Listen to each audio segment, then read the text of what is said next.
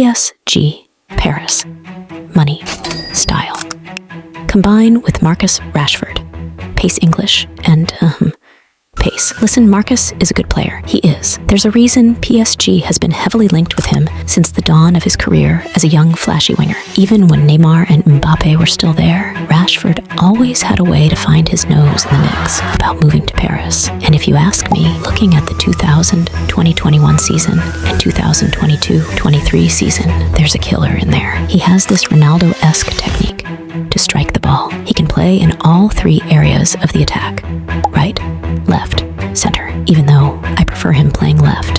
Sometimes like far left, like outside the stadium left. That's sometimes though. Marcus would have made better with his talents, climbing the ranks of Carrington. He had it in him since a youth to make the big time, but Manchester United haven't been big time ever since he should have moved at age 22.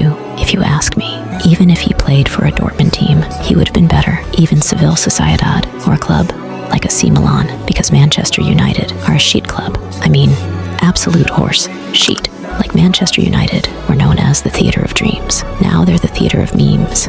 I mean, it's sickening. Rashford needs to make an escape. He needs to look for the exit. This is the best time because United aren't holding their breath on Marcus wanting out. They won't force him to stay like they did some players. They won't force him to work things out with the manager that clearly doesn't seem to have a long-term plan for him, unlike some players. And simply, he's just too expensive for Manchester United. He is simply not worth the money they give to him for them. Not to say he hasn't earned the money or the contract, but to say if they would rather have Marcus Rashford on that money in the club or not have him in the club, but still not have that money coming in, they choose the latter. Why? Because they wouldn't feel as if they have a Barack Obama want to be picking their pockets for the streets of Manchester when they already paying foundations to do what he's doing, but without the embarrassing lack of form for the public to use as a point to support the hate they have for the mismanagement of players and young talents. They would rather have not the public sentiment surrounding that, especially when it cost you around 380 quid to endure such insults. Rather lose it for nothing.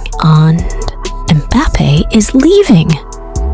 Pray for Paris. Literally, PSG trying all the power shenanigans they've been pulling this past 4 years to keep Mbappe at that oil refiner club, but it's not working anymore. Benching him, trying to turn PSG fans against him, trying to have his own country against him. He literally put up a classic at the World Cup final. He carried the Messi scam mania the last 2 years. They wanted to see him bow down nonetheless. PSG looking more desperate for Kylian than Madrid looked. It was all a good look for Paris. Not that Paris, this Perez. So what now?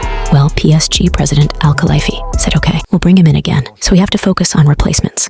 Mbappe's replacement. Act 1, Rafa Leao, similar, but bigger, more trendy. He would love Paris Fashion Week. And a Spee star, okay, arguable, but too many eyes on him. Next, Act 2, Ficha Kvaratskhelia, left winger, had a wonder season 2022-23, but not cool. The streets won't relate to him, and I don't know, there isn't arrogance about him. It'd be hard to sell Jordan t-shirts with him. He's more a Liverpool player, Barca, and City. Now, my preference. The reason you're watching this video, Act 3, Marcus Rashford. I can already see it. Dembe on the right, Colo center, Rashi on the left. In the field this time, I'm telling you, this could be a lethal front three, especially since all three of them got something to prove to the football world, that they're not floppy wonder kids, that are, but a result of internet culture's absurd power to exaggerate mid-tier footballers to world stardom.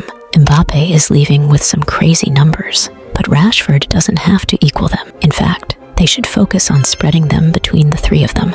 So, what do you guys think? Is it a good idea? I mean, that Qatari circus has been fiending for Marcus Rashford's signature. I think it would be a pretty decent deal for both parties. Anyway, don't forget to subscribe and hit that like button. Would really help this channel. Well, until next time, on Sabuva.